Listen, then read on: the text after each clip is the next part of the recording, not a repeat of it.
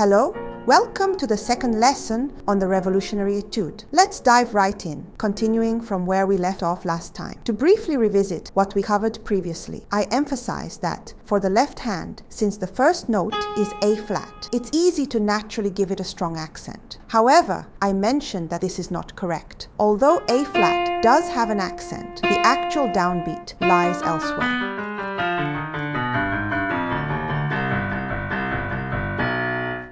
I also mentioned that maintaining steady timing is crucial. Now, moving on to the second point, let's look at the right hand. At first, you practice by emphasizing each note individually to ensure precision in their positions. But once you're comfortable, the emphasis should shift from G to D.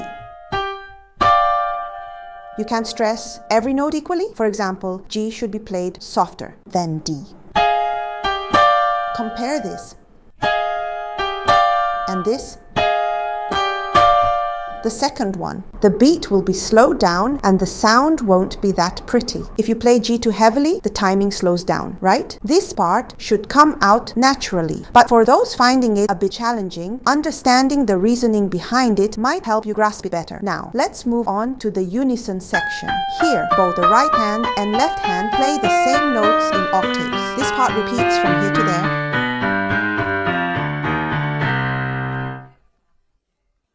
And the left-hand melody we learned in the previous lesson also repeats. It repeats 1, 2, 3, 4 times, following a descending octave pattern. In this section, the same principles apply. What's most important here? Fingering. Since the right hand and left hand are playing together, it's easy to get confused about which finger to use. Practice carefully to avoid any confusion and play precisely. Here, just like before, the first beat is critical. For example, this note is the first beat and that note is the first beat. In this case, the left hand must start with finger 1. Why? Because of what follows. Exactly. Let's focus on this section together. This part is also played in unison. And here's what's important. It's actually one of the most critical yet often overlooked elements. Do you see these slurs indicated in the score? They divide this section into chunks. This one, then the next one, and then the one after that. We can break this part into 3 sections. 풀파 미레 미레 도시.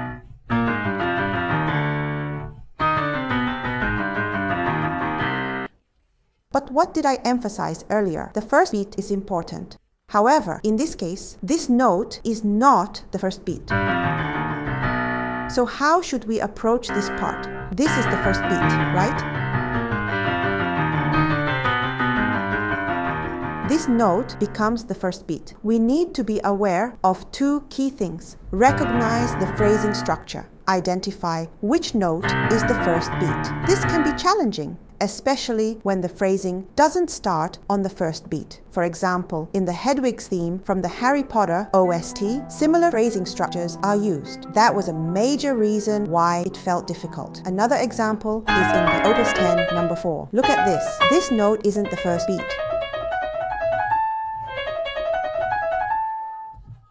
This one is the first beat.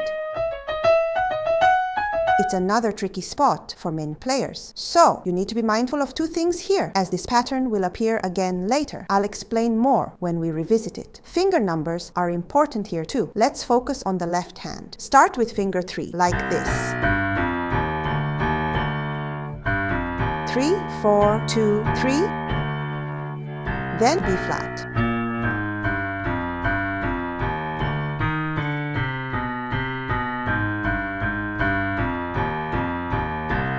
One more time.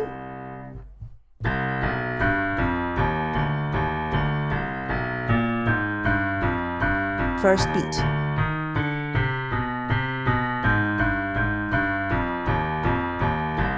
Now for the right hand.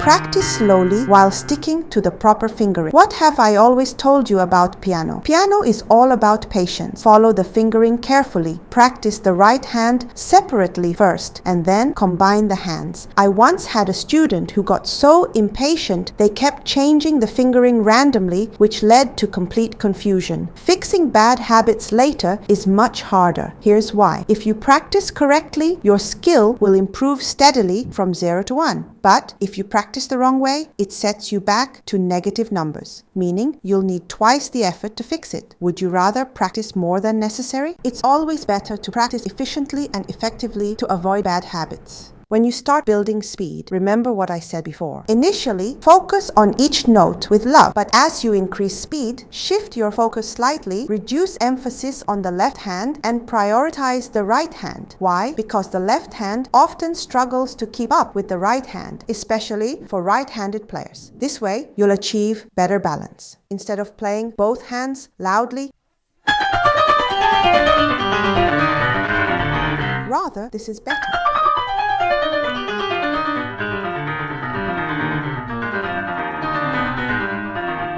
Give more attention to the right hand. Also, notice the crescendo here. Think of it as a gentle wave. As the melody ascends to B flat, gradually get louder, then soften as it descends.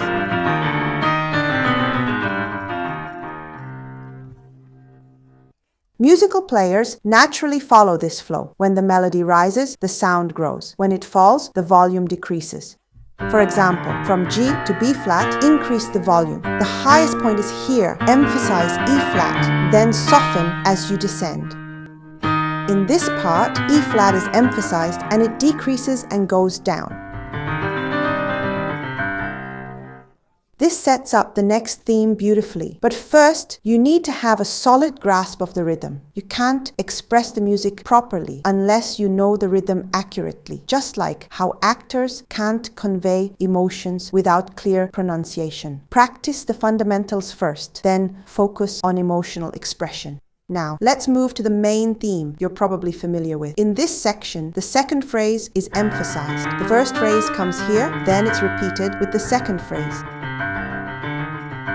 This repetitive pattern appears frequently. Once again, fingering is critical. For CGC, play C minor, then shift D to finger 4 to prepare for the next phrase. 2, 3, 1, 2, 3, 4, 1, 2. Some players rotate their wrist excessively, like this. But this won't work when playing fast. It doesn't even work for me. Instead, slightly lift your finger. In slow motion, it looks like a small lift. But avoid exaggerating it. Play with natural crescendo and decrescendo. Here too, there is crescendo. Decrescendo following the flow of the melody. It goes up and then down. I think you can play it without big problems. In this section, pay attention to the pedaling. Lift and press the pedal where indicated and emphasize the written dynamic markings. The fingering here changes to 3, not 4. Why? For quicker transitions. In the right hand theme section, many players focus heavily on the left hand, neglecting the right hand. This happens a lot in the black key etude as well, where typically people overfocus on the right hand while the left hand neglected. You don't know why it doesn't work, so you just practice the right hand. The real problem was the left hand, right? It's the same here. Many of you tend to neglect the right hand. For the melody, let's look at the phrase.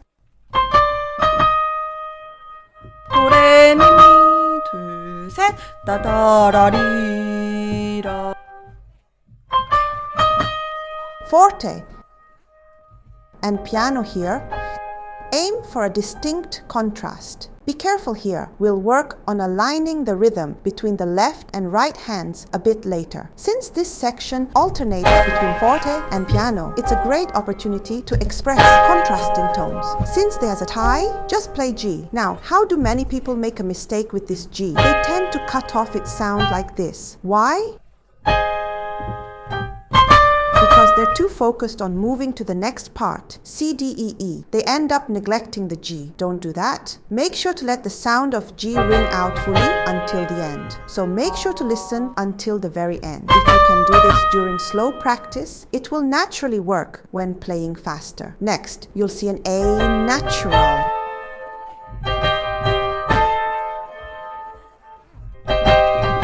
And this part should have a different feel compared to the previous section.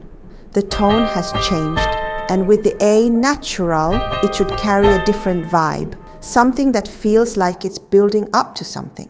Previously, it had more of a closing or settling feeling. It's about holding that tension and then releasing it with impact. Bam! Because there's that slur and there's the staccato. That's because there's a slur followed by a staccato. Holding the energy and releasing it with a bam creates a dramatic effect. If you just let it drop and play weakly, the difference is night and day. Many people think that etudes are just technical exercises where only finger agility matters. But etudes are also music. When you bring out their musicality, your performance becomes much, much better. Even if you're not performing it yourself, understanding this in your mind will allow you to hear it when someone else plays it. Now, think of up and down. If there's an up, there must also be a down. In this section, you need to move through it with one continuous flow. Practice this part as one phrase.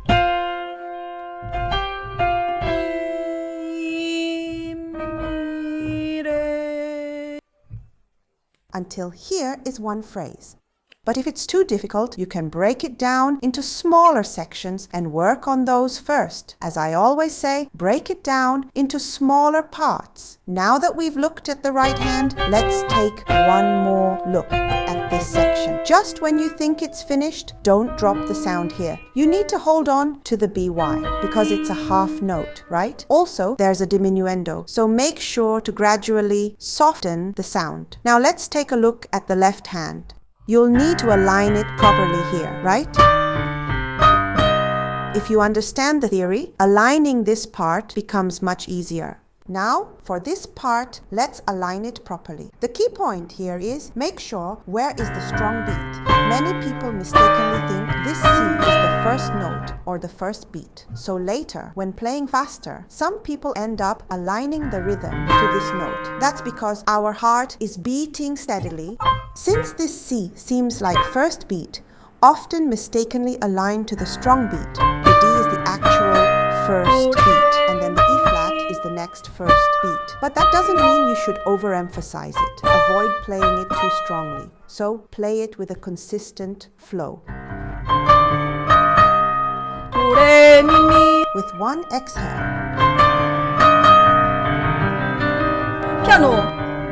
This is just like what we talked about earlier, right? For the left hand, align it here and then here.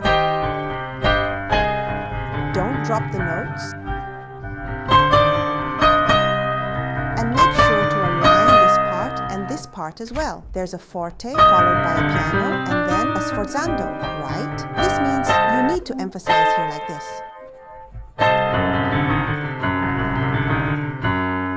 I'll explain the pedal in the final session. So for now, let's focus on practicing while reading the sheet music. Here in the left hand, you'll play F sharp.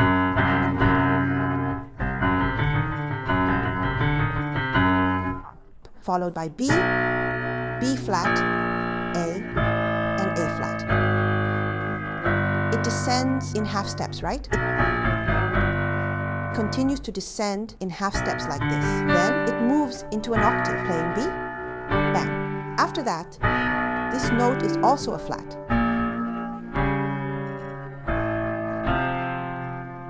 And it's the same pattern. You see, 레, 레, 플레, 도, 도, 네요. right?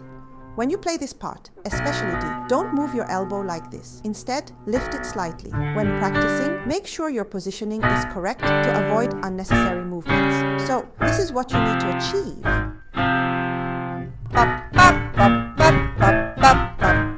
It should look like this.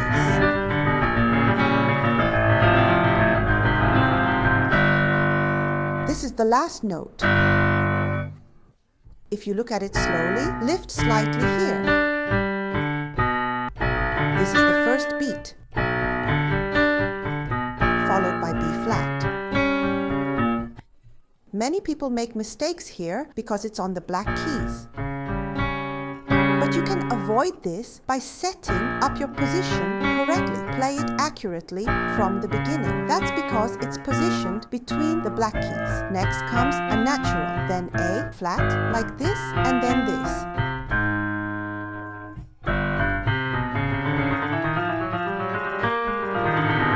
Now there's another pattern here. It leads up to B flat. How does it reach B flat? From G, it progresses as Do, re, le, mi, ple, mi, fa, sol, sol, la, si, le. Up to this point,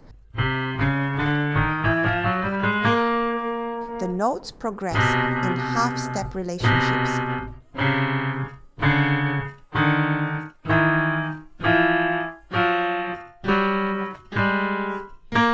Next,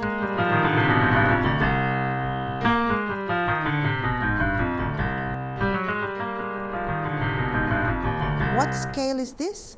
It's the C minor scale. Specifically, the harmonic C minor scale. C minor appears again here.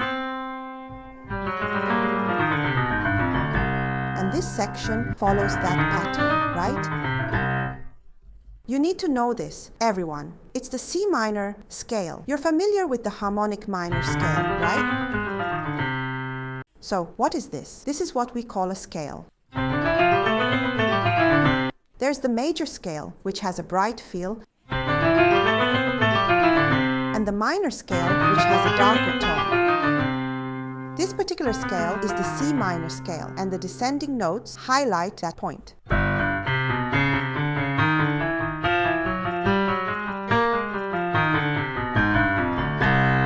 That's why I'm emphasizing this again, the downbeat.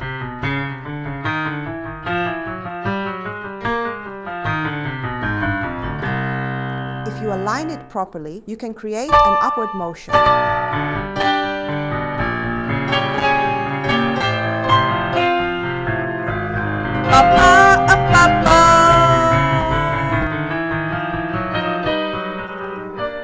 Followed by a diminuendo. After that, the same section is repeated, but there are some differences. This part is similar to what we just learned, right? But there's a difference here. It might be fun to try finding what's different. What do you think has changed? All right, we'll dive into this section in the next lesson. See you next time, everyone.